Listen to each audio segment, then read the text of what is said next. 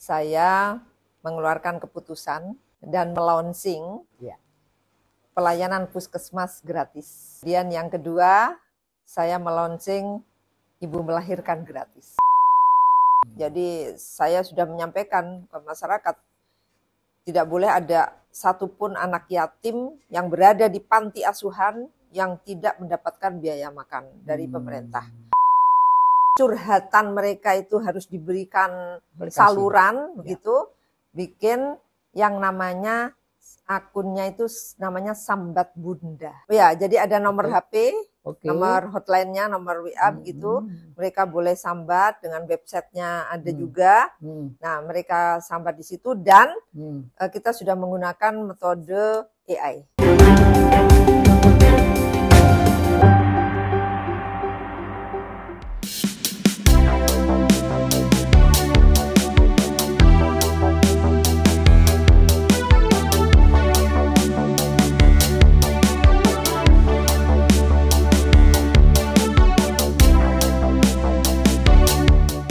Assalamualaikum warahmatullahi wabarakatuh. Salam sehat dan salam sejahtera untuk kita semua.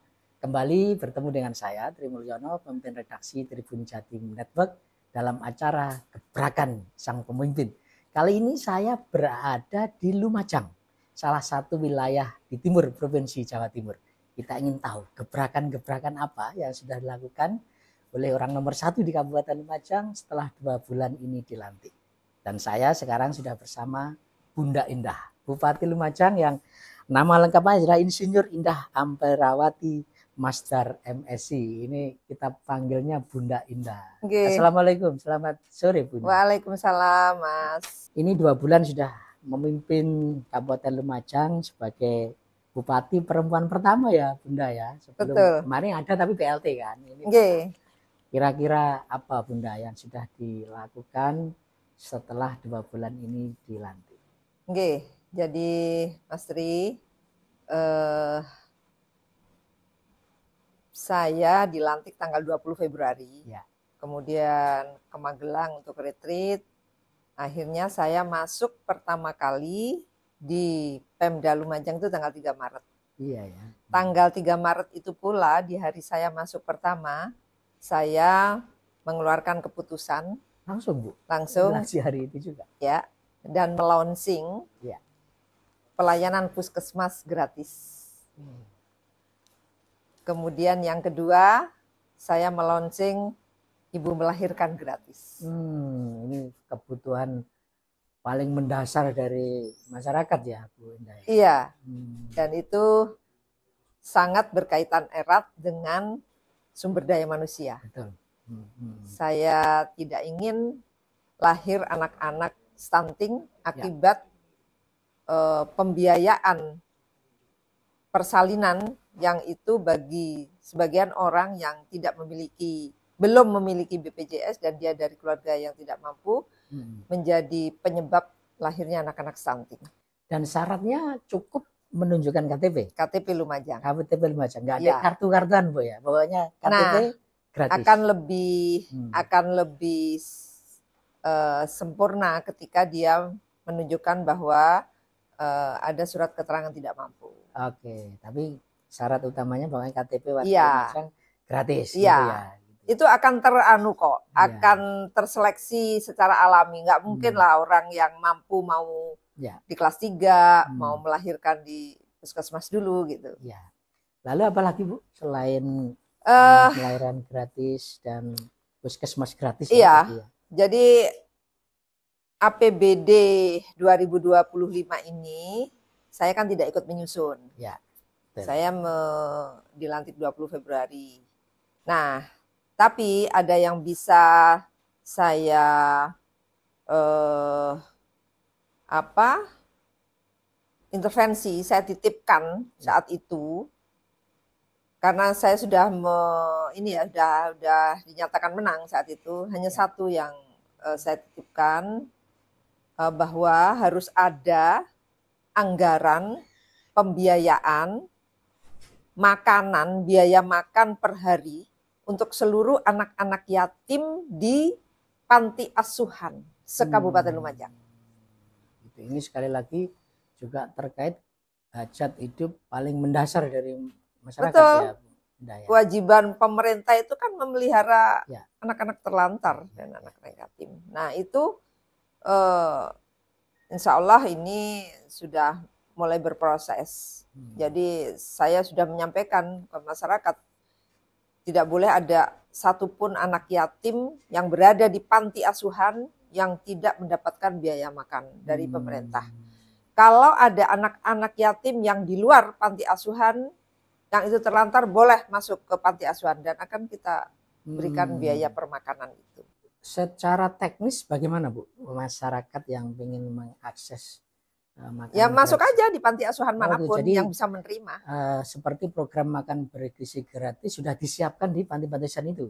Begitu? Berupa dana kita dana. memberikannya ke panti asuhan. Okay. Kan panti asuhan tuh kebanyakan mereka masak sendiri. Ya.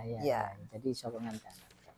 Bu Indah, selain yang tadi disebutkan, memang ini sangat sangat mendasar ya Bu, Bunda Indah ya. Tapi ada juga masukan dari masyarakat soal infrastruktur. Iya, soal betul. Pembangunan secara fisik. Iya. Nah, itu apa yang sudah dan akan dilakukan di jadi napas panjang saya kalau ngomong di tengah efisiensi ya Bu. Iya, soal infrastruktur jalan. Ya, soal infrastruktur jalan. Iya. Maka saya keliling.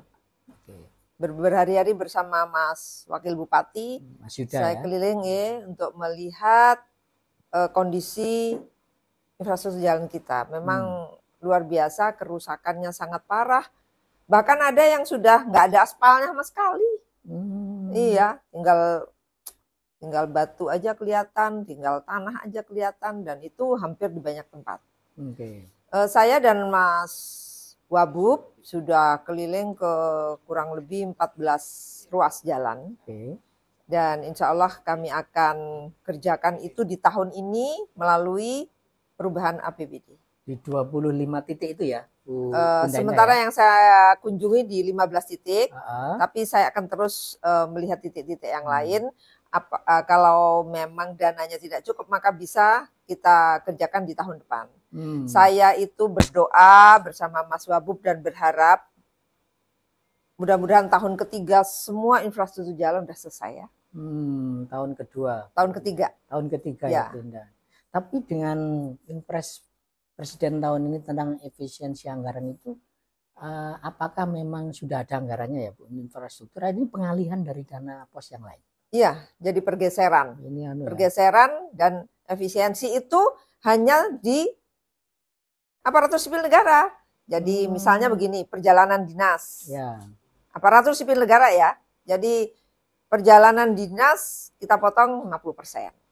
Untuk infrastruktur. Gitu. Untuk infrastruktur. Kemudian ATK kita potong juga 50-60%. Ini yang harus kita sampaikan ke masyarakat ya. Ini kan dikira kalau PNS itu juga wah enak gitu ya Bu ya. Enggak. Sementara kita tuntut untuk pelayanan terbaik. Saya juga kadang nggak tega juga, tapi ya inilah yang harus kita lakukan gitu. Jadi dan paham, seluruh aparatur sipil negara paham ketika saya memahamkan bahwa ayo deh kita kencangkan ikat pinggang dulu sambil kita cari sumber-sumber pemasukan yang lain. Misalnya kita kan punya punya pariwisata yang itu 90% given, pemberian dari Allah, pariwisata alam. Tumpak Sewu itu yang sangat melegenda di Kabupaten Lumajang. Mancanegara itu udah turis-turis pada datang. Banyak. Bunda Indah, masih soal infrastruktur. Belakangan ini kan muncul gagasan untuk mengusulkan gitu ya tol Probolinggo Lumajang. Probolajang ya. Itu menurut Bunda Indah visionernya seperti apa dan bagaimana upaya Bu? Kalau memang itu dianggap penting, upaya kita untuk mendorong pemerintah pusat kan ini ya. Dulu itu sudah masuk sebenarnya di Impres. Tapi kemudian kena COVID. Begitu rupanya udah ditunjuk pemrakarsa, PT-nya mungkin karena pertimbangan COVID dan lain-lain jadi nggak jadi ya akhirnya terbangun. Nah sekarang kan sudah mulai muncul lagi nih rumor ya yang viral di DPR RI itu karena dapilnya di sini kali. Saya menyambut baik itu ya, menyambut baik tol Probolajang itu, Probolinggo Lumajang, bahkan mungkin sampai Jember kali ya. Nah, jadi ada dua alternatif, orang bisa lewat tol atau bisa lewat bawah. Itu toh sekarang juga di bawah sudah dilebarkan jalannya. Gitu. Tapi kan armada truk mengangkut kayu, pasir, tebu di sini kan kebanyakan itu ya. Jadi itu juga cukup membuat kemacetan lah. Kalau tol itu dibangun, insya Allah para investor akan lebih mempertimbangkan kembali untuk menanamkan investasinya di Lumajang. Ya kita berharap sih, karena banyak orang kan meyakini Bunda Indah ini kan ring satunya Pak Prabowo katanya. Gitu. Oh, ring satu nggak ada lah, ring satu.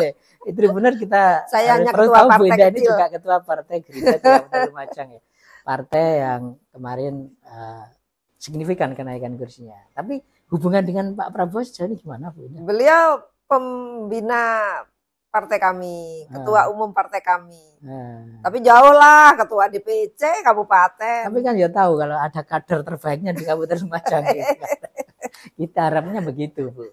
Siap. Baik, Bu, nyambung itu, Bu. Soal program-program pemerintah pusat, Bu. Ini pemerintah pusat itu kan pengen kemandirian pangan dan energi. Itu dua keyword yang selalu disampaikan Pak Prabowo di mana-mana. Betul. Nah, Lumajang ini kan kita tahu sebagai salah satu lumbung pangan di Jawa Timur. Iya. Nah, bagaimana Bu Bunda Indah mengakselerasi ini sehingga nanti Lumajang betul-betul menjadi lumbung pangan tidak hanya di Jawa Timur ya, tapi di Indonesia. Iya.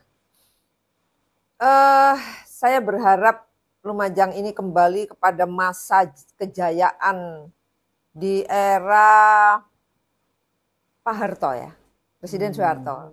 Lumajang ini lumbung pangan nasional loh, Mas. Iya, betul. Iya. Tapi kan saya pikir semualah berubah kan, pembangunan infrastruktur, kemudian ada yang berubah fungsi menjadi perumahan, yang itu menjadi kebutuhan dasar juga bagi masyarakat. Maka strategi yang harus dilakukan adalah yang pertama melindungi lahan dulu, pertanian. Lahan sawah dulu kita lindungi. Kita amankan dulu ya. Ya melalui LP2B. Apa Bu, bisa di-spill?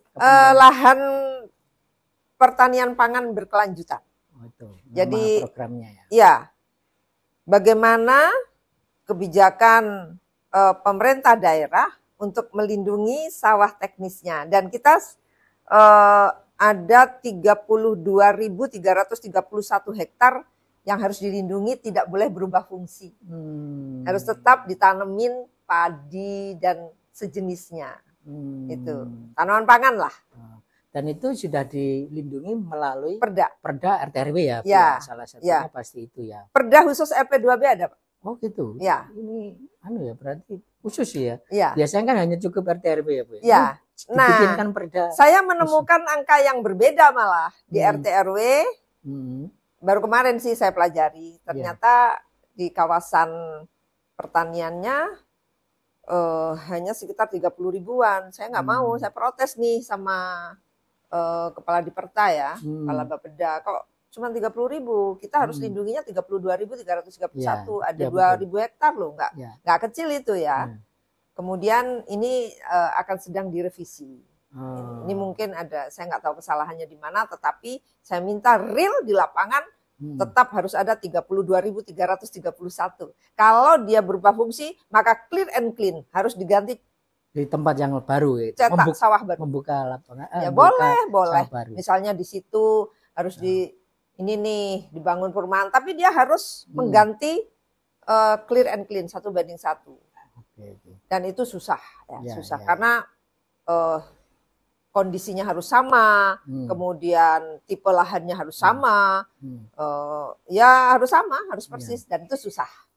Kalau dari pemetaan Bu, produksi pertanian apa sih yang selain padi ya tadi?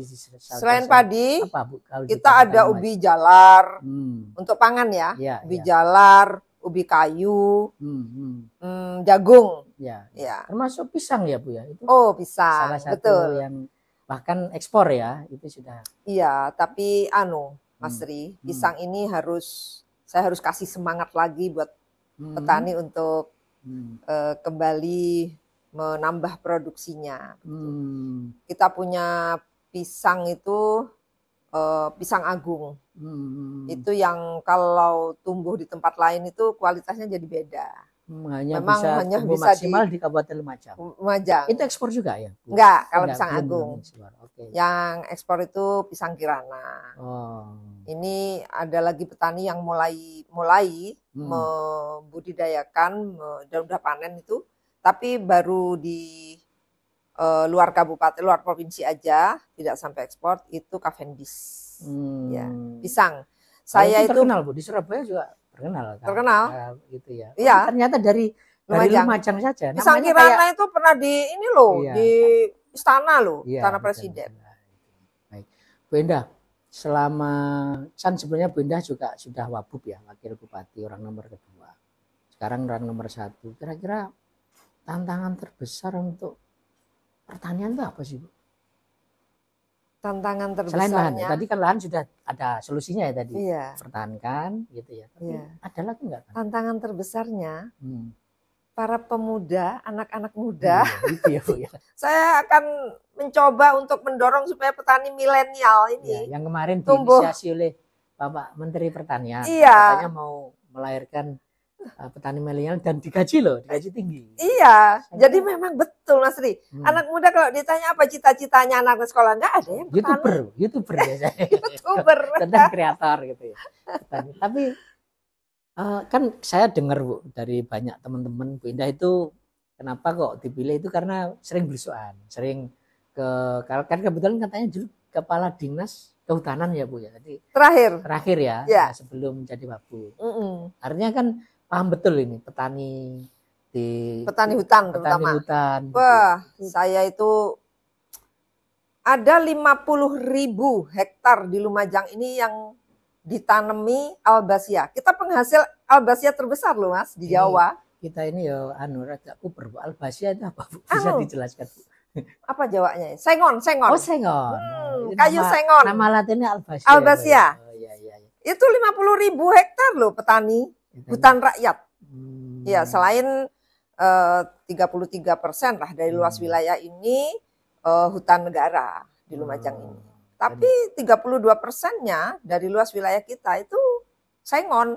Dan orang itu boomingnya sengon waktu sebelum saya jadi kepala dinas kehutanan sampai kepala dinas kehutanan itu orang tuh berbondong-bondong pergi haji karena uang sengon. Makanya muncullah di sini Haji Sengon. Haji Sengon sampai gitu ya. Iya. Itu waktu jenengan kepala dinas kehutanan. Iya, sebelumnya sampai saya jadi kepala dinas masih Haji Sengon. Dan itulah makanya LP2B itu betul-betul harus kita pertahankan supaya tidak beralih fungsi menjadi hutan rakyat. Hutan rakyat cukuplah 50.000 ini gitu. Dan di Lumajang ini industri kayunya cukup banyak. Ada 115 industri kayu dari mulai yang kecil sampai skala besar. Ya itu yang kemarin kita dengar katanya Bu Endah yang kecil-kecil pun disambangin ya ketika jadi kepala dinas kehutanan. Iya, memang orang hutan begitu. Baik, Bu Endah, selain yang sudah disampaikan ya, yang jadi konsen pemerintah pusat kan juga soal irigasi ya Bu ya. Iya. Terkait pertanian. Bagaimana situasinya di Kabupaten Lumajang kalau irigasi? Ya, irigasi kita banyak yang harus dibenahi. Ya, maka saya beberapa hari yang lalu manggil kepala dinas PU untuk melihat data-data irigasi kita. Sebab irigasi itu harus baik untuk mengatur air para petani. Dan tidak hanya irigasi, tapi himpunan petani pemakai airnya juga harus bagus untuk membagi air itu kepada petani. Yang terjadi sekarang kan irigasi banyak yang kurang bagus begitu, dan itu harus kita benahi. Dan sekali lagi kita berharap sih Bu Endah yang punya akses ke Jakarta bisa apa ya, menggugah pemerintah pusat ini untuk dananya biar ke Lumajang, Bu. Betul. Kan gitu. Saya memang lagi ngemis-ngemis. Ngemis demi masyarakat Lumajang ya, Bu. Iya, betul. Ngemis-ngemis ke Pak Prabowo, Pak, ini Lumajang potensinya besar. Dan memang faktanya begitu ya, Bu. Termasuk angka 300.000 sekian itu tinggi, Bu, untuk sebuah kabupaten, untuk lahan pertanian. 32.000. 32.000. Iya, itu sudah lah. Mestinya harus bisa lebih banyak lagi 300 sekian ribu kan, Bu ya. Bunda Indah, selain terkait pertanian, dari visi misi Bunda kan kita tahu ingin membangkitkan ekonomi lewat pertanian, UMKM dan pariwisata. Ini mungkin lebih diperjelas, Bu. Apa program-program Bunda Indah terkait UMKM dan pariwisata? Ini kan dua pilar yang memang saling melengkapi ya. Saling UMKM, melengkapi. ini souvenir macam-macam sama pariwisata. Betul. Bisa disampaikan apa yang akan jadi rencana-rencana di 5 tahun mendatang? Iya. Jadi saya tadi katakan bahwa Lumajang ini gampang jualannya sebetulnya untuk pariwisata itu. Kedepan saya itu ingin orang datang ke Lumajang memang untuk menikmati wisatanya, gitu. Selama ini kan belum maksimal untuk tiba-tiba orang mau ke Lumajang untuk wisata gitu, belum sampai ke sana secara maksimal gitu. Dan ini harus dimaksimalkan. Orang kan paling ke Tumpak Sewu, ke beberapa ini, bahkan ada yang namanya negeri di atas awan sudah mulai infrastrukturnya sudah mulai rusak begitu. Dan ini harus menjadi perhatian saya. Jadi saya mau cerita nih soal wisata. Kenapa saya bilang gampang kok jualannya? Sebenarnya barangnya ada dan tidak beli. Semeru. Iya. Betul. Di satu sisi Semeru itu kadang batuk-batuk, lahar, bencana ya. Di baliknya itu orang melihat keindahan Semeru. Dan itu udah dijual tuh sama Pramuka. Saya kebetulan ketua Pramuka kemarin ya. Dan saya meninggalkan legasi bumi perkemahan Gelagah Harum di kawasan Semeru. Iya. Dan itu kita Pramuka itu menyiapkan glamping. Sebuah tenda yang orang menginap dengan standar hotel, Mas Ri. Mas Ri harus nyoba itu tidur di sana sama teman-teman ya. Dan sampai ketinggalan ya kalau macam. Iya. Lengkap. Jadi orang lengkap. Tidur di dalam kamar tapi juga berwisata. Iya. Konsepnya. Tidur di tenda, ada spring bed persis hotel, ada kamar mandi di dalam, panas dingin airnya. Iya. Dan ketika bangun jam 6 sudah melihat Semeru full, keindahannya luar biasa. Sunset ya. Iya, dan itulah yang ingin mereka lihat, mereka buang uang hanya untuk melihat Semeru. Itu, ya. Kan artinya jualannya gampang. Gitu. Hanya bagaimana kita membrandingnya saja. Top main orang itu ketika atau gini Bu, apa terkait infrastruktur ya sekali lagi ini. Kan ini misalnya kita berharap kan ada aglomerasi di wilayah Lumajang. Misalnya Jember itu kan Bandara Noto Hadinegoro akan dibuka Bu. Katanya Gus Fawait Bupati Jember. Apakah ini juga perlu memang? Kan Banyuwangi sekarang juga sudah ada bandara Bu. Jangan-jangan faktor itu kenapa wisatawan masih ketika ke Lumajang itu ya gimana cara masuk ke sana gitu loh. Ada moda transportasi yang sebenarnya lagi ngetren sekarang, kereta api. Iya ya, betul juga ya. Iya, dan turun di stasiun Klakah, kita tinggal siapkan armadanya. Anu ya, shuttle bus gitu. Betul, ya Bu ya. Betul, mau ke Tumpak Sewu ada sendiri, mau ke negeri di atas awan ada sendiri. Negeri di atas awan itu kan satu arah aja dengan Buper Gelagah Harum, mau kemana ada. Orang lagi senang naik kereta api sekarang, tepat waktu, tidak ada delay kan? Dan bisa rata-rata kan bisa malam perjalanannya, pagi di sini nyampe, kemudian bisa jalan. Kita manfaatkan tuh, saya masih jadi nanti nyiapin shuttle bus betul. Untuk menuju ke tempat-tempat. Iya. Baik. Banyak kemauan nih, tapi anggarannya harus ditata. Ya harusnya nih, Pak Prabowo harus mendengar ini. Mimpinya terlalu gede. Iya. Kalau terkait UMKM Bu, apa potensi apa saja kalau di Lumajang? Kerajinan, oleh-oleh. Kerajinan oleh-oleh, tapi masih perlu UMKM kita ini soal packaging. Oh gitu. Ya, Jadi kita masih kalah nih ya dengan Tapi sekali lagi barangnya ada, Bu. Seperti wisata kan sudah ada barang. Ada. Potensinya ada. Iya, itu sekarang yang lagi ngetren tuh yang lagi ini para penggemar batu akik Semeru. Iya, apa orang-orang namakannya Badar Semeru. Badar Semeru. Iya, jadi ya memang batuan dari Semeru itu jadi batu akik. Nah, itu, Bu. Dan itu luar biasa. Di Bali udah pada ini ya, orang-orang Bali, orang luar Jawa sudah mulai mengenal itu. Dulu ada kan bulu macan. Ya, pernah dengar ya? Ya. Itu sampai dari mana-mana ke Lumajang hanya untuk mencari bulu macan dan harganya luar biasa. Ini harganya udah mulai naik nih. Yang Badar Semeru, batu Semeru itu ya. Tinggal packaging yang seperti apa, Bu? Misalnya begini, kalau di Bali, di Jogja itu kan memang masyarakatnya tuh rasa seninya tinggi ya. Jadi hanya mendesain packaging aja udah menarik begitu. Nah, di Lumajang ini memang minim desainernya itu. Sehingga ini yang harus saya cari orang-orang yang di Lumajang yang bisa dimunculkan rasa seninya untuk mendesain bagaimana packaging itu dari performanya udah menarik.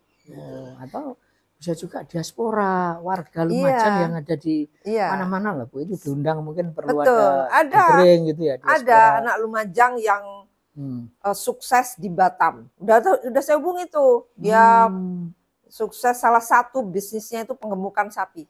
Catering. Penggemukan sapi. Saya bilang jauh-jauh banget di Batam tuh, di Lumajang banyak lahan.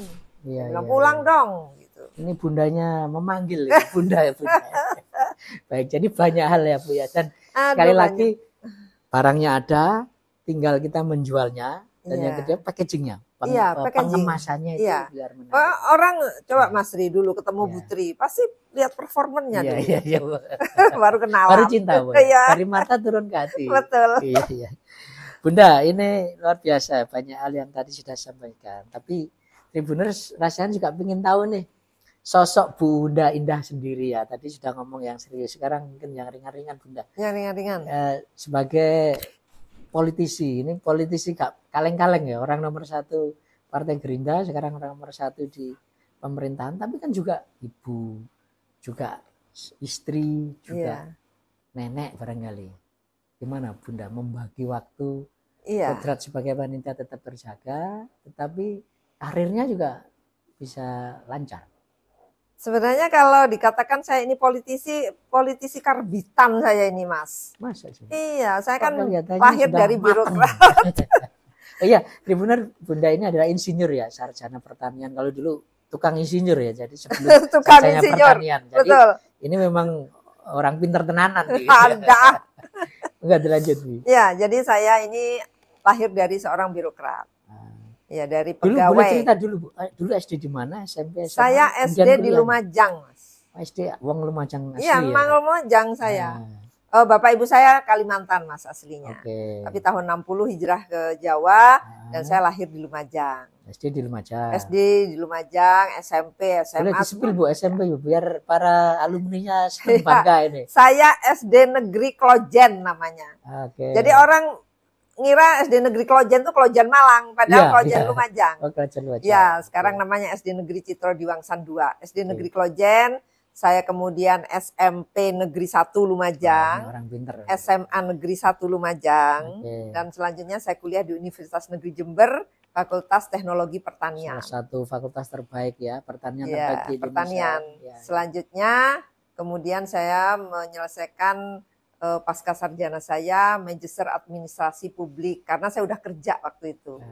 Ya. Itu kerja di mana, Bu? Pertama kali? Pertama di Bapeda. Sebagai PNS di Pemkab Lumajang. Ya. Dinasnya di Bapeda. Di Bapeda, Badan Perencana Pembangunan Daerah. Kemudian mengawali karir dari sana sampai terakhir saya menjadi kepala bidang. Setelah itu saya dipromosikan menjadi kepala bagian keuangan, Mas. Saya kaget. Orang pertanian jadi orang keuangan. Itulah, saya kemudian setelah dilantik saya kaget, Mas. Kok saya jadi kabak keuangan ya? Iya. Saya biasanya kan orang kalau sudah dilantik terus seneng aja ya karena promosi ya. Tapi saya kemudian bisa nggak ya saya ini? Bisa nggak ya saya ini? Kemudian saya menghadap Pak Bupati. Pak Bupati, mohon maaf. sebagai seorang birokrat, sebagai seorang abdi negara, saya harus siap ditempatkan di mana saja. Ya. Tetapi saya kok tadi dilantik jadi kepala bagian keuangan ya Pak. Saya kan sarjana pertanian. Ya. Meskipun di S2 saya adalah Magister Administrasi Publik. Ya. Terus beliau bilang begini, saya kan bisa melihat begitu karena saya bupati, saya juga dari birokrat. Kebetulan Pak Fauzi dulu birokrat. Oke. Almarhum. Ya. Aku yo pernah jadi camat, aku yo pernah jadi pegawai cilik. Jadi saya melihat udah jalani aja. Akhirnya saya berkomitmen, ya sudah Pak Bupati, kasih saya waktu 6 bulan. Kemudian apabila saya ternyata tidak bisa melaksanakan pekerjaan saya dengan baik, maka saya izinkan untuk mundur. Gitu. Orang biasanya malah mencari jabatan, ini malah. Iya, akhirnya ya sudah kalau gitu lakukan. Ya. Tapi kan saya nggak mau Mas, kelihatan bodoh di depan staf. Ya. Saya belajarnya begini Mas, supaya cepet ya, karena kita kejar waktu ya. Saya pura-pura pinter Mas. Gitu ya? Iya, pura-pura pinter, gayanya gaya pinter. Gitu. Saya panggil kepala-kepala bidang, kepala waktu itu kasubag, karena belum ke dinas, nggak ada dinas waktu itu, jadi kabak. Kasubag saya panggil, saya bilang, itu gimana sih kok begini, ini salah, padahal saya cuma tanya aja, ingin tahu aja dasarnya, sambil saya serap ilmu mereka. Itu ternyata jauh lebih cepat. Ya, terlihat. Dan Mas, tahun 2006 nih, atas pemeriksaan LHP BPKRI yang waktu itu BPK-nya ada di Jogja. Belum banyak nih, kita ngikut Jogja. Atas pemeriksaan tahun 2005, tahu nggak? Lumajang mendapatkan wajar tanpa pengecualian satu-satunya di Jawa Timur waktu itu. Berkat Bunda Enda. Bukan. Berkat semua staf dan semua OPD. Oke. Ya. Tapi kemudian banyak yang WTP akhirnya kan, sampai sekarang ini. Dan kita kadang curiga ini benar WTP apa enggak ya? Nah, betul. Jadi pertama biasanya pasti sahih. Gitu. Jadi sekarang kalau ada WTP, kita dapat WTP, saya bilang jangan bangga. WTP itu tidak menjamin tidak ada penyalahgunaan keuangan. Dia hanya secara administrasi, beres. Akuntansinya benar, cara pelaporannya benar, dan pertanggungjawabannya benar. Begitu kan? Gitu. Saya bilang begitu. Jadi ini memang seharusnya pemerintah daerah itu harus dapat WTP. Nah, setelah itu Bunda, dari Kabak Keuangan sampai apa aja Bu? Kabak Keuangan, kemudian saya jadi kepala dinas keuangan, Mas. Ya. Apa ya istilahnya? Pendapatan daerah? Waktu itu Mas, kepala dinas keuangan, kepala dinas pengelolaan keuangan, yang di dalamnya itu melebur jadi satu dengan Dispenda. Oke, pendapatan Jadi dinas pengelolaan keuangan, kemudian setelah itu saya dicopot karena saya nakal. Ini jangan diceritakan tuh. Nggak apa-apa. Ini pelajaran buat aparatur sipil negara supaya nggak nyontoh saya. Tapi bukan karena korupsi loh ya. Bukan karena korupsi. Saya tahu ceritanya tadi.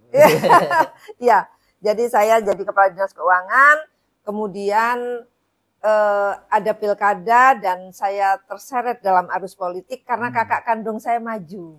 Gitu. Iya, suka atau tidak suka, mau tidak mau, kemudian kalau aturan itu saya siap dengan resiko diberhentikan karena saya harus berjuang untuk kakak saya ya.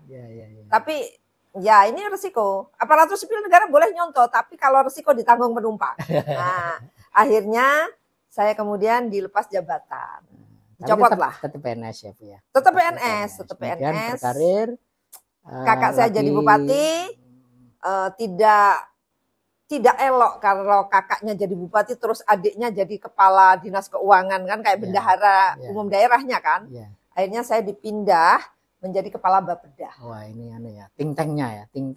Betul. Di tahun 2008. Terus kemudian pindah ke dinas. Sampai 2016 saya dipindah ke Dinas Kehutanan. Kepala Dinas Kehutanan. Lalu mencalonkan diri sebagai wakil bupati. Mendampingi Cak Torik. Dan sekarang maju. Menang sebagai orang nomor 1. Siap. Alhamdulillah. Baik.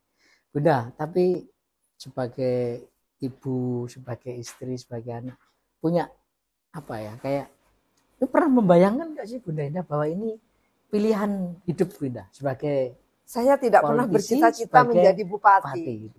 Nggak terlintas ya? Enggak, gitu. Saya tidak pernah bercita-cita menjadi bupati. Saya tidak pernah juga bercita-cita menjadi politisi, Mas. Tidak cita-cita? Enggak. Dulu kalau kakak saya memang punya cita-cita, Mas, jadi bupati. Nah, setelah kemudian sekarang terpilih menjadi bupati, wakil bupati, menjadi politisi, keluarga bagaimana, Bu? Suami saya support penuh gitu apapun yang saya lakukan dengan catatan tidak melupakan kodrat sebagai istri. Itu rahasianya gimana? Cara membagi waktunya? Saya selalu bilang kepada para ibu-ibu yang bekerja, hati-hati. Saya bilang itu jangan sampai bawa kerjaan ke rumah, bawa masalah rumah ke kantor. Itu yang pertama. Gitu ya tipsnya ya. Ya, tipsnya ya. Jangan bawa pekerjaan ke rumah. Ke rumah. Jangan bawa juga masalah di rumah ke kantor. Gitu ya, jadi harus dibagi. Saya ini, Mas, kalau ada kerjaan belum selesai, saya bawa ke rumah. Tapi nggak saya selesaikan juga di rumah. Saya diemin aja. Besoknya dibawa lagi ke kantor itu. Karena saya sungkan sama suami saya kalau harus masih begini-begini begitu. Nah, soal anak ya. Dulu ketika saya kabak keuangan, anak saya masih kecil. Dan itu ya sering protes lah, sering protes. Ini, ya, jadi kalau sudah melihat gelagat anak protes, nah ini harus benar-benar dirangkul, jangan sampai protesnya keterusan. Kalau protesnya keterusan, dia akan jadi anak nakal yang cari perhatian, nakalnya jadi tidak tertangani. Di situ saya harus punya waktu betul untuk anak. Untuk anak. Saya ini, Mas, meskipun jadi bupati ya, lain kali sidak ya ke pendopo, pagi saya masih nyiapkan sarapan untuk suami saya. Nyiapkan sendiri, Bu? Yes. Itu ya, beda saya masih sibuk, masih nyendokkan nasi ke piringnya, masih saya lakukan. Nah ini susah ini, Bu, cari bunda kayak begini susah. Dan alhamdulillahnya kemudian dua-duanya sukses ya, Bu ya. Keluarga harmonis, sekarang jadi orang nomor 1 di Kabupaten Lumajang. Nggih, alhamdulillah. Berdoa mudah-mudahan Bunda Indah menjadi bundanya warga Lumajang selamanya. Meskipun nanti mungkin sudah pernah, Bu ya, tapi tetap dikenang sebagai bupati yang mengayomi masyarakat. Iya, saya ingin begini, Mas. Ya. Masyarakat itu biasanya curhatnya ke WA saya kan, ke HP. Ya. Langsung, Bu? Langsung. Itu mulai dulu. Jadi saya kadang nggak ada admin atau sekretariat? Nggak ada, Mas, karena aja ya. Jawabannya beda, pasti mereka merasakan. Tahu ya, ini nggak gaya Ibu Indah. Nah, betul. Gaya Bunda Indah. Betul. Nah, karena terlalu banyak yang protes. Bunda kok nggak dijawab? Bunda udah lupa. Bunda ini. Akhirnya saya kemudian mengajak diskusi teman-teman, termasuk Kepala Dinas Kominfo. Coba deh saya bikinkan curhatan mereka itu harus diberikan saluran begitu, bikin yang namanya akunnya itu namanya Sambat Bunda. Sambat Bunda. Jadi orang bisa sambat ke semua platform media sosial ya. Iya. Jadi ada nomor HP, nomor hotline-nya, nomor WA begitu. Mereka boleh sambat dengan websitenya ada juga. Nah, mereka sambat di situ dan kita sudah menggunakan metode AI. Yang itu terjawab dengan cepat secara standar. Apabila kasus, maka saya beri waktu kepala dinas untuk menjawab dalam waktu 4 jam. Sambat Bunda. Ya? Sambat Bunda. Sambatnya tapi nggak aneh-aneh, Bu ya. Sambat aneh-aneh. Bantu carikan jodoh Bunda. Aneh-aneh, Mas. Ada juga yang begitu. Begitu ya. Iya. Tapi ya bundanya tapi nggak boleh marah ya, karena kita pelayan. Baik Tribuners, luar biasa sekali, menyenangkan sekali tadi yang sudah disampaikan Bunda Indah, Bupati Lumajang, Bupati wanita pertama di Kabupaten Lumajang. Saya yakin Tribuners akan banyak memetik hal positif yang sudah disampaikan. Kita berharap Kabupaten Lumajang yang dicita-citakan oleh Bunda menjadi kabupaten yang sejahtera. Saya Tri Mulyono, pemimpin redaksi Tribun Jatim Network, mohon undur diri dulu. Terima kasih, sampai ketemu dengan tokoh-tokoh selanjutnya. Assalamualaikum warahmatullahi wabarakatuh, salam sehat dan salam sejahtera. Download Tribun X sekarang, menghadirkan lokal menjadi Indonesia.